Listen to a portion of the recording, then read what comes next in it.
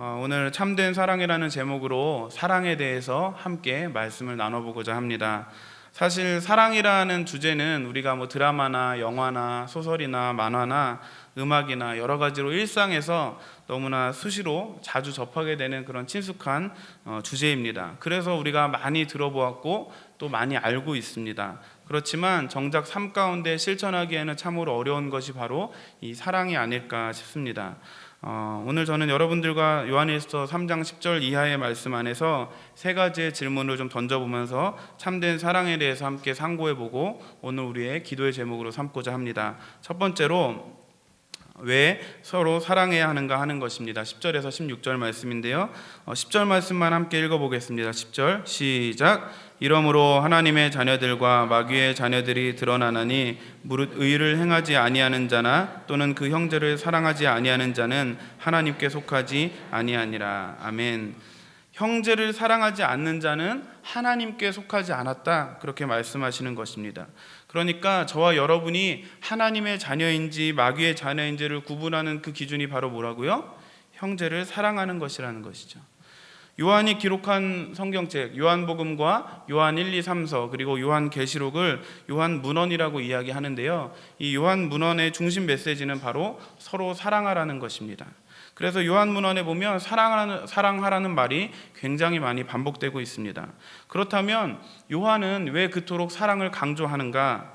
그 당시 요한의 말씀에 이제 많은 사람들이 영향을 받았어요. 그래서 많은 사람들이 막 몰려들게 되어서 요한 공동체를 이루게 되었는데, 이들이 출신 성분도 다르고 다양한 배경이 있던 사람들이 모이다 보니까, 서로 그 다른 배경과 환경 속에 살았던 사람들이 모이다 보니까 자연스럽게 그 안에서 여러 가지 갈등과 또 다툼들이 있었다라는 것이죠.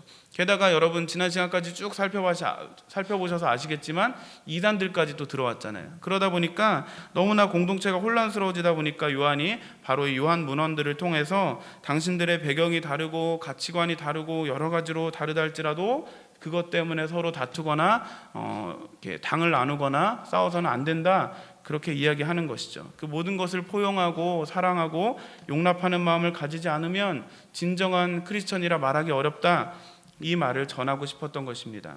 여러분, 이것이 과연 요한이 살던 그 시대에만 필요한 메시지일까요? 그렇지 않죠. 오늘 우리들에게도 여전히 필요하기 때문에 성경에 이렇게 기록을 해 놓으신 것입니다. 어떻게 보면 오늘 이 시대야말로 사랑 안에 하나 되어야 한다는 이 요한의 메시지가 정말로 절실히 필요한 시대가 아닌가 싶은 생각까지도 듭니다. 여러분, 제가 캐나다에 잠시 살 때 느낀 것이 있어요. 그게 뭐냐면 한국 사람들처럼 잘 분열되는 그런 나라가 없구나 하는 것을 느꼈던 것입니다. 물론 여러분은 인정을 안 하시겠지만, 그러니까 월드컵이나 촛불 집회 이런 거 보면은 굉장히 많이 단합을 잘 하죠. 그러나 가만히 들여다보면 그게 오래가지 않잖아요. 그때뿐이잖아요. 일상을 가만히 들여다보니까 한국 사람들이 참 잘 뭉치는 것이 어렵더라는 것이죠. 제가 중국인들을 잘 관찰해 봤는데 중국인들은요 정말 서로를요 끔찍하게 챙겨주더라고요. 어떻게 해서든지 살아남을 수 있도록 새로 이민 오는 사람들을 도와주고 서로를 챙기는 그 모습을 봤습니다. 그리고 여러분 가만히 보시면 웬만한 큰 나라나 큰 도시에는 다 뭐가 있어요? 차이나타운이 있죠. 그러니까 중국 사람들은 어디를 가든지 우리 민족 모여라 해서 차이나타운부터 만들고 똘똘 뭉치는 것이 그들의 그런 특징이라는 것입니다. 그런데 제가 이민사회에서 한국 분들의 이야기를 들어보고 또 지켜보니까, 물론 이제 좋은 분들도 많죠. 어떻게든 도와주시는 분들도 많이 있지만 공공연히 하는 이야기들이 뭐냐면 이민사회에서 제일 조심해야 되는 게 바로 누구라고요?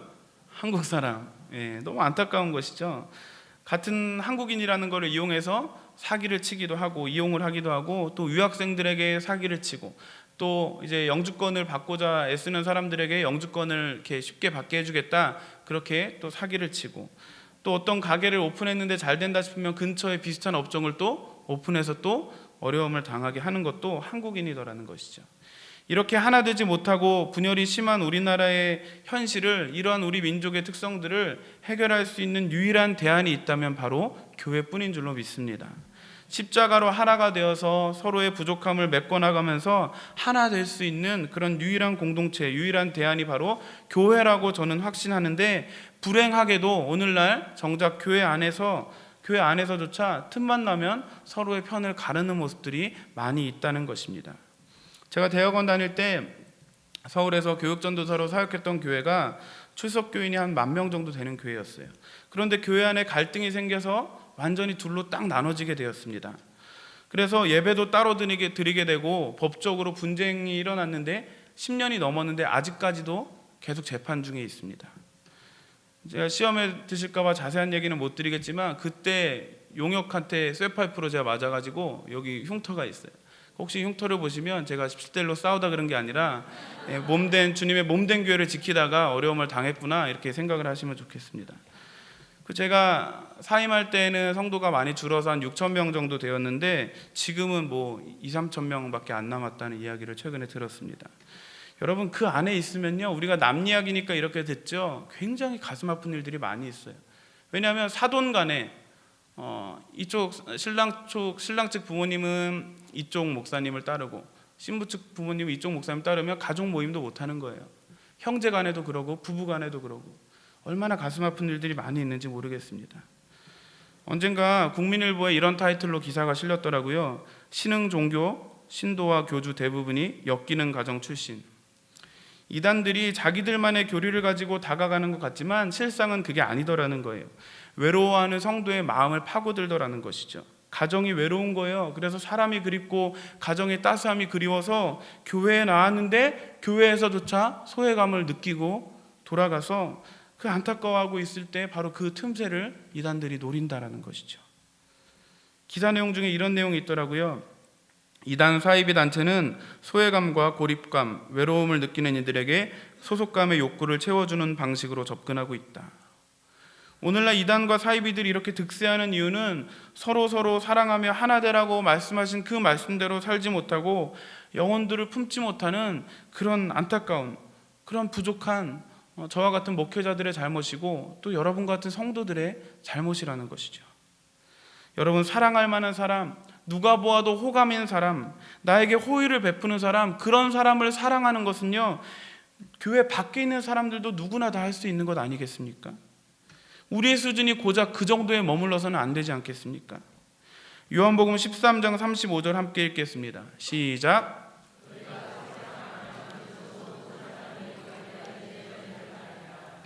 여러분, 이 말씀처럼 세상이 저와 여러분을 그리스도인으로 예수님의 제자로 인정하는 기준은요, 우리가 옆구리에 성경책을 끼고 주일 예배, 수요 예배, 새벽 예배 안 빠지고 잘 참석하는 모습 보고 그렇게 말하는 게 아니라는 거예요.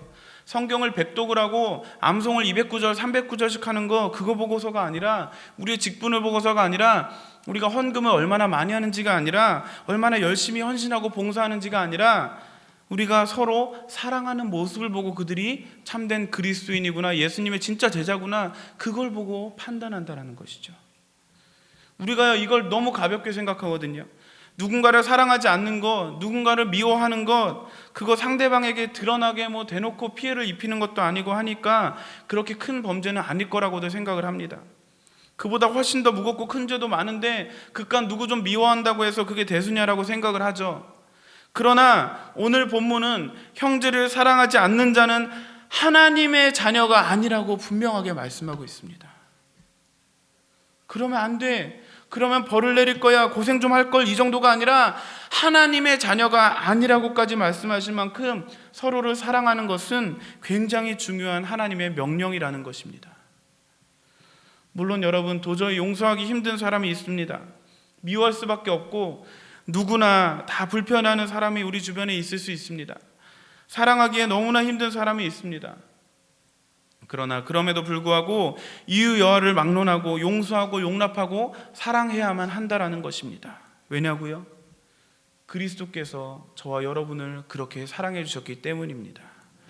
그분이 저와 여러분을 위해 십자가에 달려 돌아가셨을 때 그때 저와 여러분의 상태는요, 죄 안 짓고요, 순종하고요, 헌신하고요, 서로 사랑하는 이렇게 상태 좋은 모습을 보고 주님께서 십자가에 달려 돌아가신 것이 아니라 우리가 아직 뭐 되었을 때요?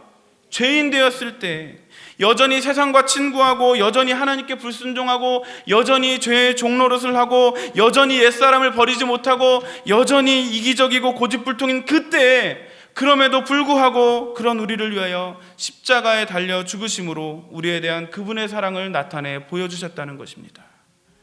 그러기에 오늘 요한 오늘 요한이 그분의 십자가와 그 은혜를 입은, 그 사랑을 입은 자라면, 진정으로 그 사실에 감격하는 자라면 당연히 형제들을 사랑할 수밖에 없다고 외치고 있는 것입니다.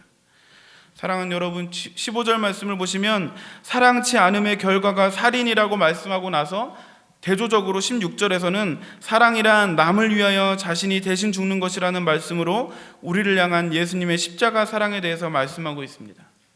중간이 없다는 거예요. 사랑하지 않음으로 남을 죽이든지 아니면 사랑함으로, 사랑하기 위해서 내가 죽든지 둘 중 하나라는 것입니다.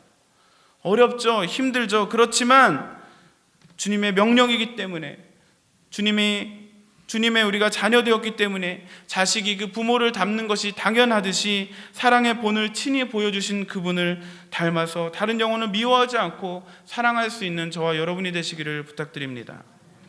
자, 그럼 두 번째 질문을 해보겠습니다. 그렇다면 어떻게 사랑해야 하는가? 17절 18절 말씀인데요, 요한은 이제 앞에서 형제 사랑의 계명을 실천해야 될 이유들을 밝힌 후에 이제 17절과 18절에서는 형제 사랑의 구체적인 방법들을 제시하고 있습니다. 17절 먼저 읽겠습니다. 시작.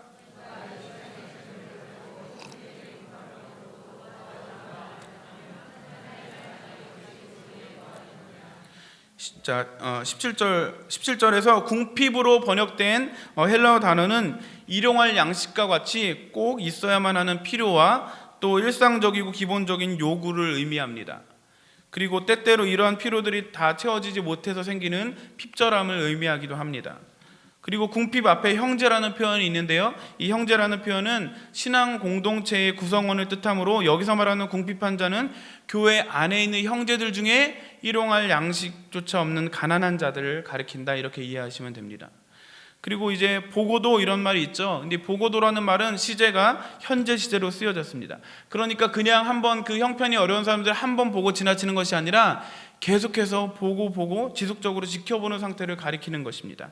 그러니까 복잡하게 말씀드렸는데 종합해서 말씀드려보면 이 17절 말씀은 만일 어떤 그리스도인이 스스로 사랑이 있다고 생각하면서도 다른 형제가 궁핍하여 고통당하는 것을 계속해서 몸된 교회 공동체 안에서 지켜보고 있으면서도 자신의 생활이 넉넉하지 못하다고, 나 먹고 사는 것도 힘들다고 해서 돕지 못한다면 그는 결국 사랑이 없는 자라는 것입니다. 실천하지 않는 사랑, 행함이 없는 사랑은 사랑이 아니라는 것입니다. 우리 18절 말씀 같이 함께 읽겠습니다. 시작.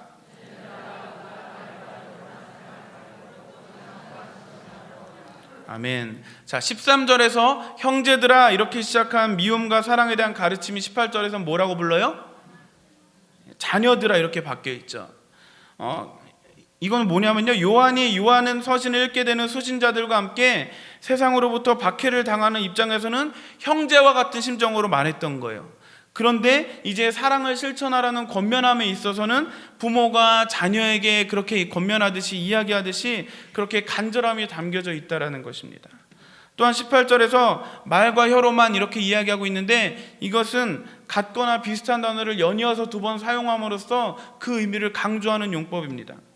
그러니까 말과 혀로, 제발 입으로만 하지 말고 행함과 진실함으로 해라. 행함이 없는 믿음이 죽은 믿음인 것처럼 행함과 진실함으로 그 사랑을 나타내 보여주어라, 그렇게 이야기하는 것입니다. 여러분, 성경을 가만 보면요, 이렇게 행함을 강조하고 있는 구절들이 참 많이 있어요. 마태복음 5장 16절 보시면 이같이 너희 빛이 사람 앞에 비치게 하여 그들로 너희 착한 행실을 보고 하늘에 계신 너희 아버지께 영광을 돌리게 하라. 디모데전서 2장 10절 오직 선행으로 하기를 원하노라. 이것이 하나님을 경외한다는 자들에게 마땅한 것이니라. 디모데전서 6장 18절 선을 행하고 선한 사업을 많이 하고 나누어주기를 좋아하며 너그러운 자가 되게 하라. 야고보서 2장 15절부터 17절 우리 같이 읽겠습니다. 시작.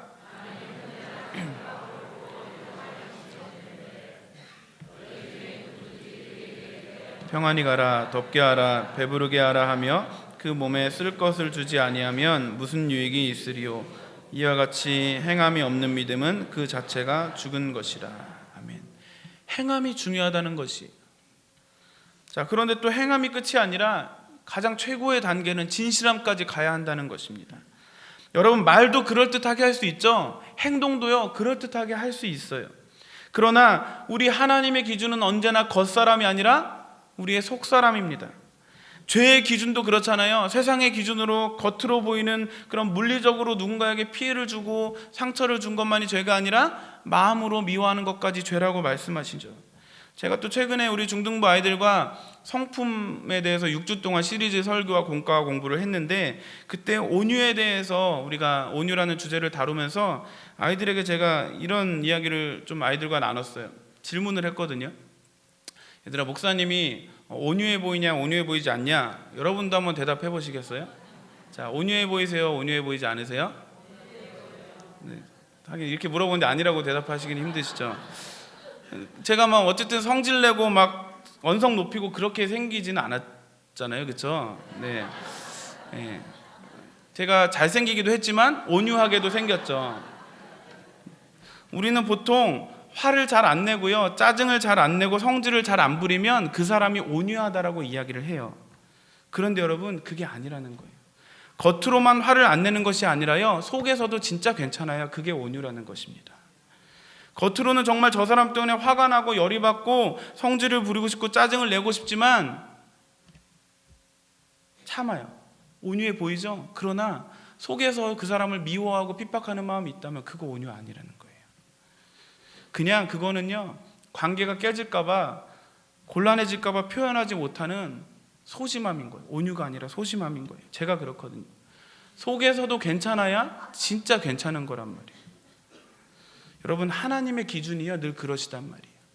말과 행동을 통해 사람을 속일 수 있지만 언제나 우리의 겉모습이 아니라 우리의 속사람, 우리의 속마음을 감찰하시고 꿰뚫어 보시는 그 하나님, 그분은 속일 수가 없잖아요. 우리 마음 깊은 곳에서부터 다른 지체들을 마음 진심으로 사랑하고 섬기고자 하는 그 마음들을 하나님께서 부어주시기를 축복합니다. 늘 우리의 모습을 살피고 용서받을 자격 없는 우리들에게 부어주셨던 그 십자가의 사랑을 기억하셔서 우리에게는 남을 판단하거나 미워할 만한 어떠한 자격도 없음을 고백하며 오직 영혼을 사랑할 자격밖에 없음을 기억하시고 마음 깊은 곳에서부터 우리가 만나게 되는 모든 주변에 있는 영혼들을 긍휼히 여기고 행함으로 사랑을 표현할 수 있는 저와 여러분이 되시기를 축복합니다. 우리 사랑에 대해서 영상을 하나 좀 보려고 합니다. 사실 영상이 조금 길어요. 그래서 말로 요약해서 설명을 드리려고 했는데 그 영상의 감동을 제가 아무리 설명을 해도 다 표현할 수 없을 것 같아서 최대한 설교를 압축하고 영상을 좀 그대로 보여드리려고 합니다. 보시게 될 영상은 컴패션이라는 단체를 후원하고 계신 한 목사님인데요, 루게릭병에 걸려서 개척교회 하시는 목사님이신데 루게릭병에까지 걸려서 설교도 어눌하게 하시고 최근에는 제가 보니까 설교도 아예 다른 분이 하실 정도로 건강이 많이 안 좋아하셨더라고요. 그런데 그런 건강으로 정말 개척교회 하시면서 교회를 운영하는 것조차 힘드신데, 유지조차 힘드신 상황인데 후원을 하고 컴패션에 그 아프리카에 있는 아이들을 후원하고 싶어서 구두 닦기를 하시는 목사님이세요. 건강이 이렇게 불편하신데. 그래서 우리 자꾸 나 먹고 살기도 바쁜데 뭔 후원이냐 섬김이냐 그렇게 생각하시는 분들이 있다면 이 영상을 보시고 함께 하나님께서 주시는 좀 마음들이 있었으면 좋겠습니다. 같이 영상을 보고 계속해서 말씀을 나누겠습니다.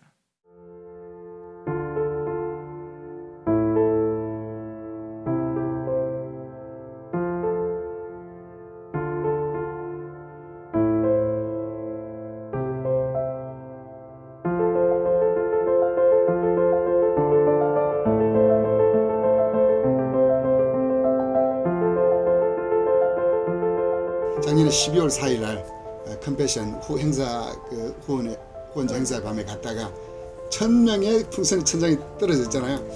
그래서 저는 인간적으로 선물이 들은 줄 알고 제가 사진도 찍어놨는데 2개, 3개를 잔뜩 껴안았어요. 근데 나중에 사회자가 그 안에는 1000명의 아이들이 들어있는데 똑같은 나라가 하나도 없고 똑같은 아이가 한 명도 없다. 하나님, 나는 지금 2명도 버거운데 5명은 너무 어렵다. 제가 우유 배달을 해볼까 했어요.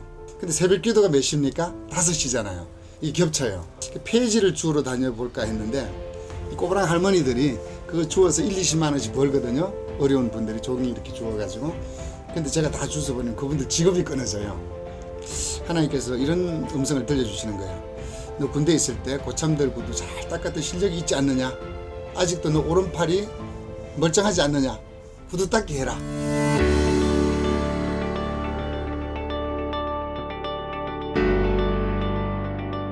그 전화부는 이제 개인적으로 법관이 되기를 기도하고, 루이스는 의사가 되기를 기도하고, 페루의 이제 헤수스라는 아이는 목회자가 되라고 이제 기도하고 있고, 그 다음에 이제 동인도에 그 리켄샤라는 아이가 있어요. 동인도의 여성 지도자가 되라 기도하고 있고, 콜롬비아의 사리끄라는 아이는 있는데 걔는 아주 굉장히 인형 같아요. 얘는 미스 콜롬비아가 되라 기도해놨어요. 그 다음 볼리비아의 조엘이 있거든요. 걔는 볼리비아의 장군이 되라. 케냐의 에릭이라는 아이가 있어요. 걔는 흑인인데 너는 제2의 정치가 오바마처럼 이렇게 함으로 해가지고 저는 20년 후에가 기대가 돼요.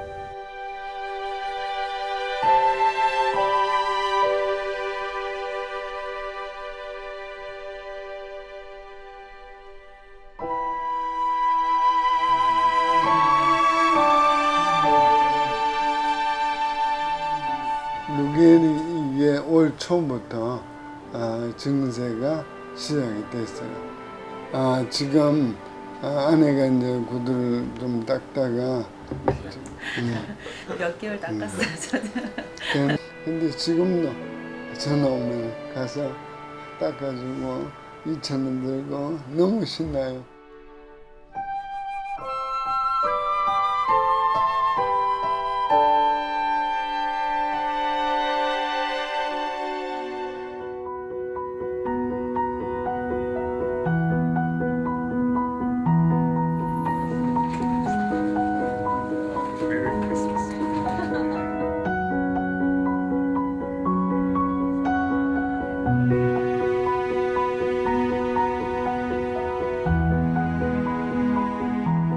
제가 태어나서 52년 만에 이렇게 기쁜 성탄절을 맞이해보는 처음입니다.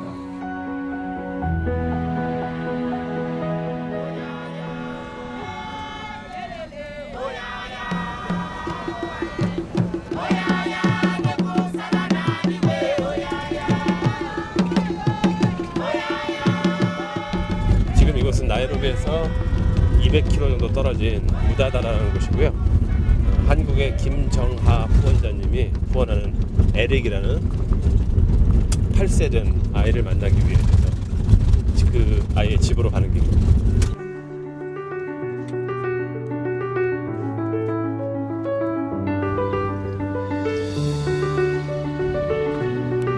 Audio Jungle.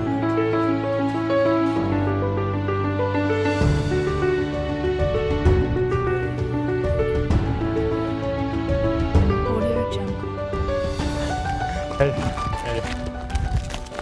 Eric, hello. You look just like Poro. Nice to meet you.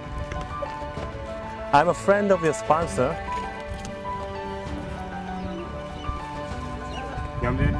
That? This? Ah, that's your house. 여기가 에릭이 사는 집이래요. 에릭네. 여기 보면 김정하 보원자님이라고 나오고. So this is your sponsor, Pastor Kim. This is his church. Eno kanisa atumagiria And he always prays for you na kurombagira rionde every day. every ntu yonde wale onde agogetuga kwantu na kurombera He prays to God na rombaga ngai that one day in the future you will become the president of Kenya. kenda ntu emwe ya mianka kayo tu kamunene wa Kenya munene nimwe Will you pray for your sponsor too? ukamurombera go From now on, will you? Can you do that? ukamurombera Okay. alikwera ngia heri muga heri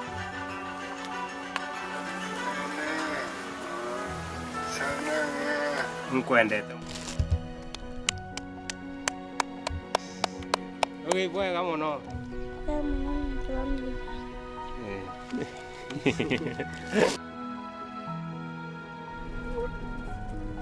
Mom, why are you holding a chicken?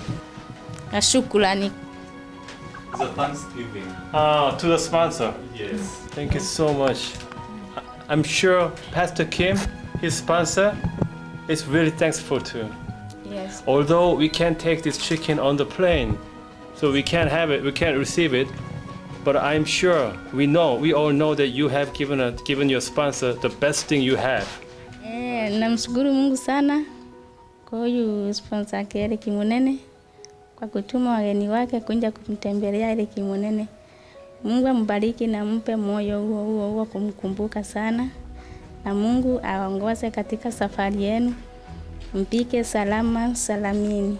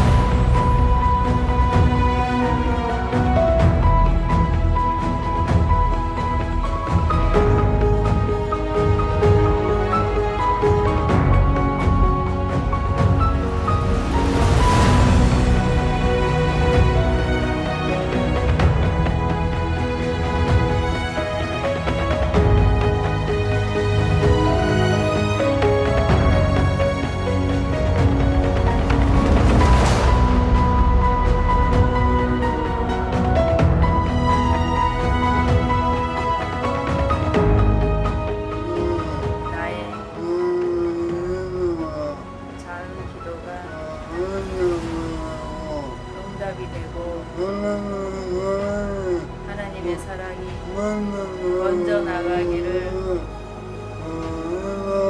기도하고 마음이 너무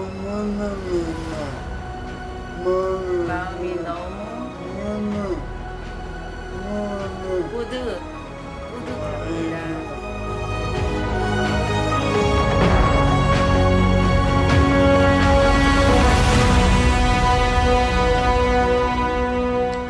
이 병을 통해서 앞으로 수많은 불신자들이 돌아올 걸로 확신하고 있어요. 그러니까 내가 죽고 수많은 사람이 산다면 나는 10번도 더 죽을 수 있죠.